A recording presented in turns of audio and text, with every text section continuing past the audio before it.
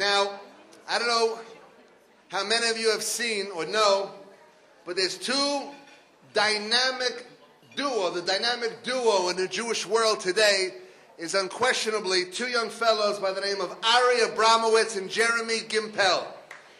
These two fellows, traveling the world, they've started making incredible YouTube videos. The last one topped, I wrote first on the invitation, 1 million views. By the time it was printed, it was 3 million views. Ari just told me it topped now 4 million views. And the message is one of pride, courage, dignity, absolutely fantastic. Jeremy is back in Israel, but Ari is here as the shaliach of this tag team, and we call him up now to accept the Young Leadership Award. Ari Abramowitz, on behalf of him and Jeremy Gimpel. And here's what this plaque says. We could have called this award by many different names. The International Ambassador of Israel Award. The Making People Love Israel Award. All this, I don't know. Yeah, it says that. Or the Am Yisrael Chai Award. Both of you, Ari and Jeremy, deserve all those awards, but above all, we chose the Young Leadership Award because you are great leaders of the Jewish nation. While most young men choose careers in high-tech or medicine, you choose to lead the Jewish people. You fill the void of leadership using all of the modern tools Hashem has infused into the world. Your love of Israel is contagious, and your words are full of positive energy and excitement. Most importantly, your message is one of hope, optimism, Torah values, and Jewish pride, a far cry from what the world is used to hearing. May Hashem grant you success in all the work that you do. Manhigut Yehudit.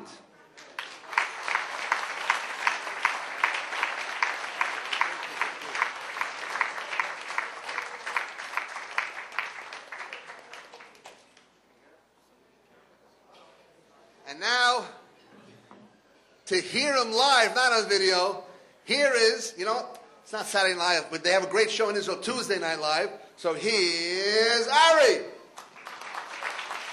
Shalom. I also could win the award tonight for the Guinness Book for the award with the most words on it ever received. I've never seen anything like this. The truth is, though, that I did not come here to receive this award.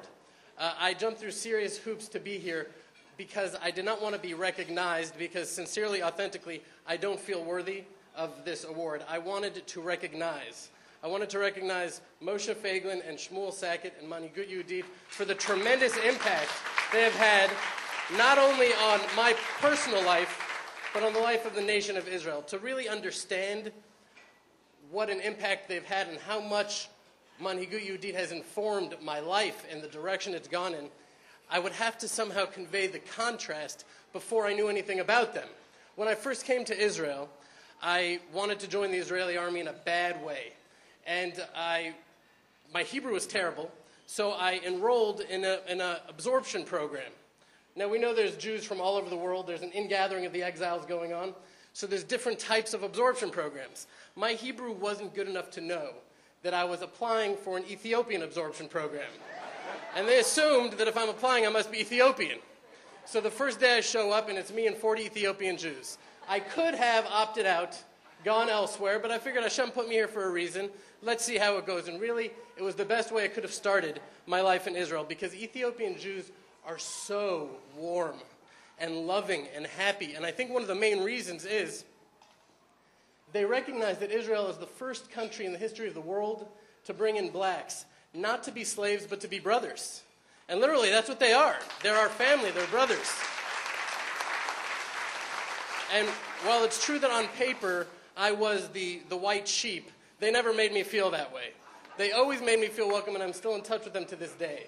Now, I finished the absorption program, and it was time to join the army, and I got my dream. I joined the Golani Infantry Brigades. Now, my Hebrew was still really terrible. The first day, I get there a little bit late.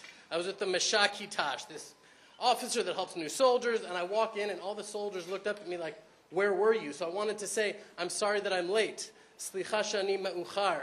But instead I said, "Slicha shani mechawar." I'm sorry that I'm ugly. So they all laughed and looking like, what can you do? You know, it's the way that the cards fall. Cards are dealt, right? But, you know, we saw our commanders laugh, and because we saw them laugh, we were punished, and they ran us up and down and up and down, and we learned that that is just the way that they get us in shape. It has nothing to do with really being punished. Why give you exercise when they can make it into a punishment? And literally that's what they did. But, you know, there was an element of my army service that really stuck with me and made me appreciate Manhigut Yehudit. And that is, you know, so many of my fellow soldiers are saying to me, Matam Shuga, what are you, crazy? You volunteered for this? Well, how could you possibly do something like that? And I didn't understand why they didn't share my enthusiasm. And I went to my commander and I asked him. And he said, you know, Ari, it's important not to judge. He said, look at the Jews who left Egypt. They left Egypt and they went into the desert. And how did they get their food? From the first day they were born, they got their food coming down as manna from heaven. He said, now, the Jews that left Egypt saw the miracle in that. But the ones that were born in the desert, they didn't. That's just nature. That's just the way things were. They didn't see the miracle. He said, you're from Texas. You see the miracle of Israel, of what Israel is. They don't. You have to share that with them. So I told them, I'm proud to serve in the first Jewish army since the times of King David. And I said it again and again. Thank you, Shmuel. By the way, Shmuel Sackett is one of my lifetime heroes. Just want to make that clear. It's true. I tell Jeremy that all the time. And I would share this idea that we are in the first Jewish army since the times of King David, but why weren't they feeling that way? Why didn't they feel this pride that I felt? And I soon learned that many Israelis are deprived of the very basic knowledge of our Jewish heritage, of who we are as Jewish people. Some of them in my unit had never been to Jerusalem before. They had never been to Jerusalem. Some couldn't even complete Shema Yisrael.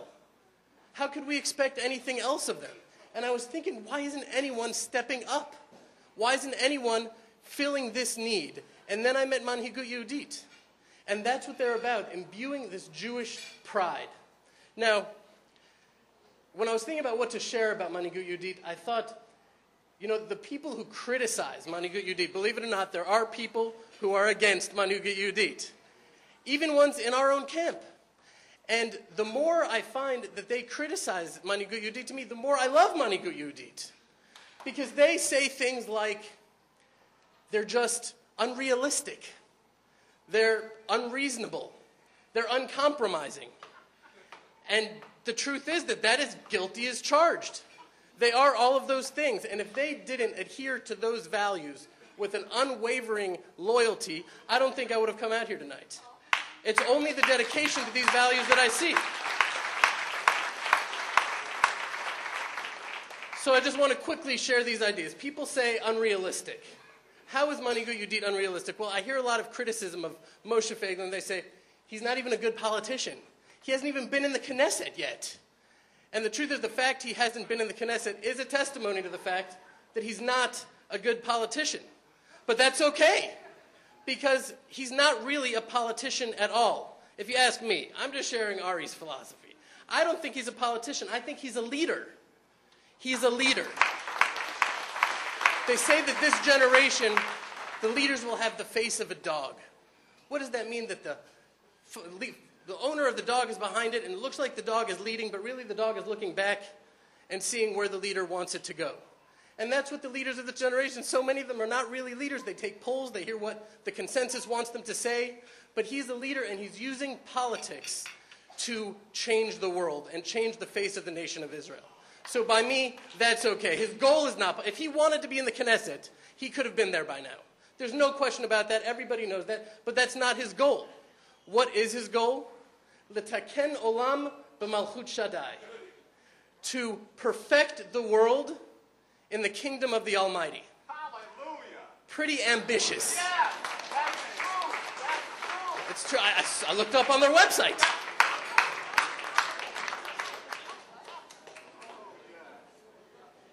You know, we were doing a Tuesday Night Live in Jerusalem.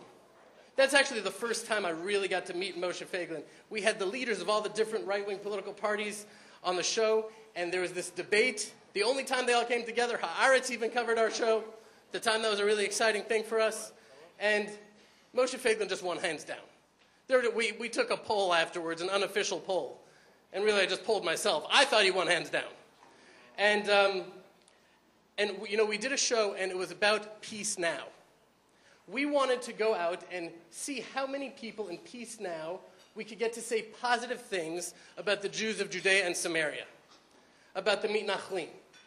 What could they possibly say? Let's see what we can get out of them. And it was fascinating. We went there, and the hostility and the hatred that I felt was tangible. I would have felt more love in Ramallah. And they said, a bullet for every fascist. They're miserable. And we couldn't get them to say anything positive. One person said, I guess they have good English, and that's good.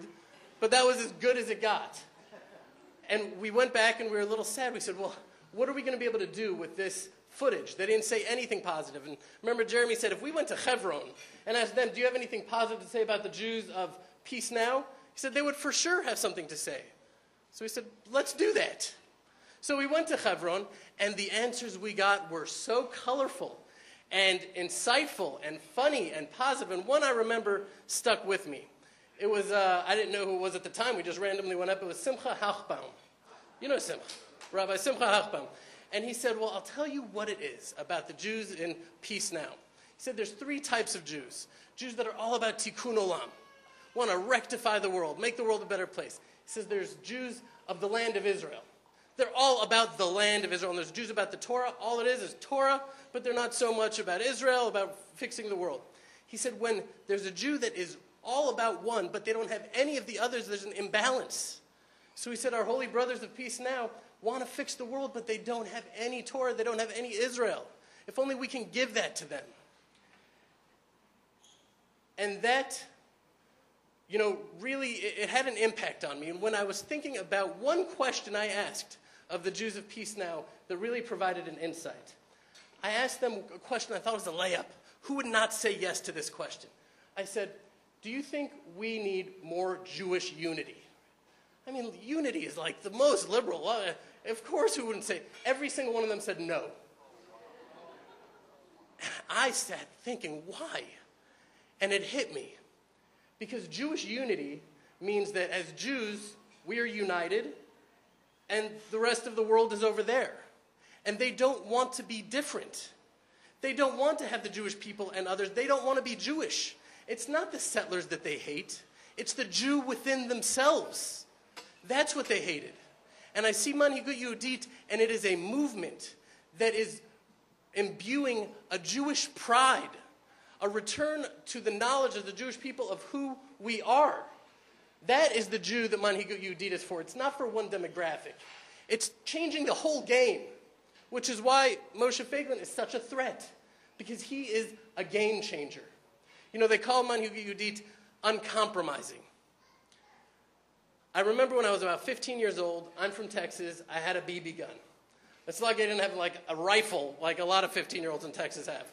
And I had a BB gun, and I was playing with it, and I remember I had this great idea that if I took a mirror and I put it like this, I would be able to shoot something behind me with this BB gun. So I put the mirror up, and I was about to fire, and my friend Daniel said, Ari, you realize the gun is pointed directly to your eye. And then I looked, and it was pointed directly into my eyeball. I was a millisecond away from shooting a BB into my eyeball. That would have been it for my eyeball. I would have been like Moshe Dayan, wearing a patch and making up stories about how it happened. But I look at the Israeli government, and it's the same trap that they fall in. They're sitting there having these strategic meetings, brilliant minds coming together to determine how to properly deal with the totally unreasonable and unacceptable dilemmas that are put upon the state of Israel by the world. And these minds come out with a brilliant answer. Well, if we freeze the building of Jewish homes in Judea and Samaria and Jerusalem, then if the Palestinians don't, and then if and it's all of the, whatever their reasons could be, they would say, freeze the building of Jewish homes in Jerusalem? In parts of Jerusalem? Does that make any sense? Would the U.S. not build homes in Washington, D.C.? Or Russia in Moscow?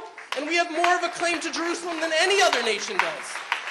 So whatever political gains we could possibly make, the fact that we're putting Jerusalem on the chopping block more than makes it a ridiculous assert. How could we possibly do that? It's exactly this uncompromising element that Manhigut Yehudit really represents. It's this idea of Nachshon ben Aminadav.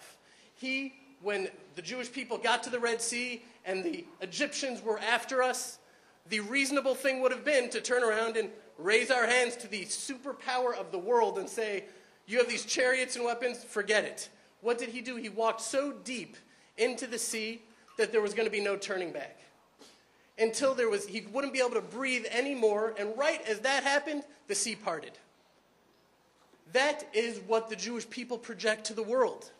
Seeing something unreasonable, uncompromising, seeing the goal of tikkun olam b'malchut Shaddai, and aiming for that, and then being as practical or as reasonable as we can to accomplish this very unreasonable goal. And as long as every step is taken in faith and in Jewish courage, that's all that really matters. Now,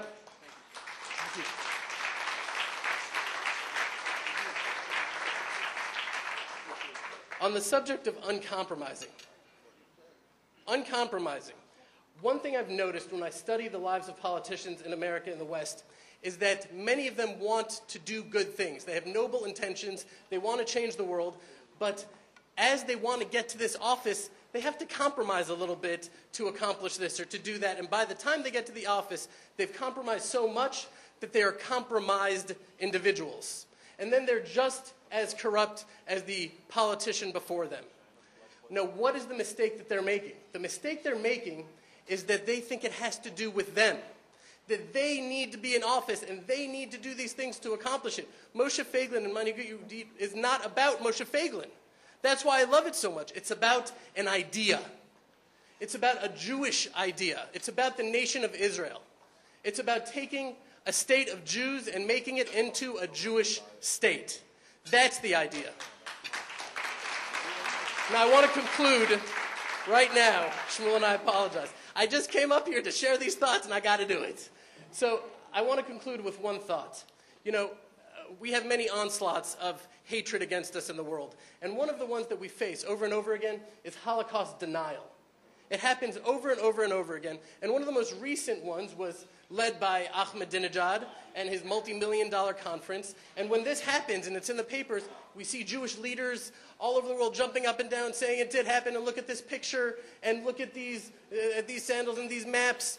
But why don't we ever stop and say, why are they denying the Holocaust to begin with? What do they get out of it? Why do they want to deny the Holocaust? It happened 60-something years ago. So if it happened, yes, yes, no, no. And I think the reason lies within us. That the first place that any Israeli politician today takes a foreign diplomat when they come to Israel, where? Yad Vashem. And the message is clear. Look at what we went through in Europe. Look at the Holocaust. That's the reason we have a right to Israel. So then Ahmadinejad says, can you blame him? If that's your right to Israel, fine, the Holocaust didn't happen. Now what's your right? Well, United Nations Resolution 242, the League of Nations.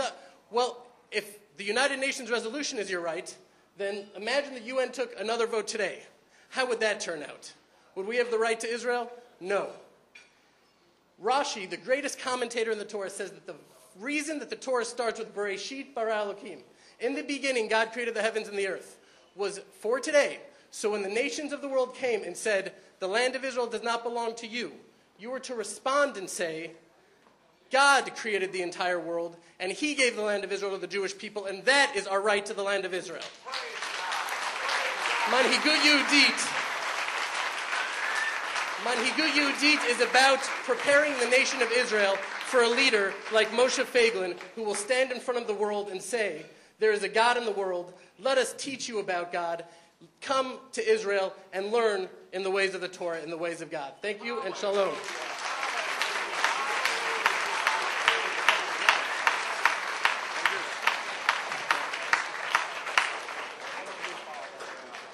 Yasher Koach, Ari.